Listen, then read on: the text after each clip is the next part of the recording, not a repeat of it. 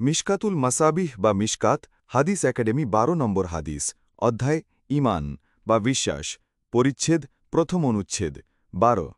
ইবনু উমার রাদিয়াল্লাহু তাআলা আনহু হতে বর্ণিত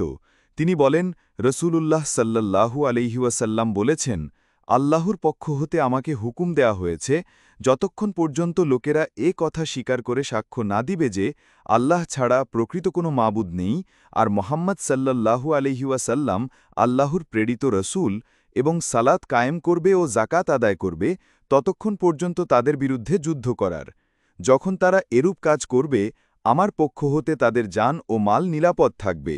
কিন্তু ইসলামের বিধান অনুযায়ী কেউ যদি কোনো দণ্ড পাওয়ার উপযোগী কোনো অপরাধ করে তবে সে দণ্ড তার উপর কার্যকর হবে তারপর তার অদৃশ্য বিষয়ের অর্থাৎ অন্তর সম্পর্কে হিসাব ও বিচার আল্লাহর উপর ন্যস্ত বুখারি মুসলিম তবে সহি মুসলিমে কিন্তু ইসলামের বিধান অনুযায়ী বাক্যটি উল্লেখ করেননি হাদিসের মান সহি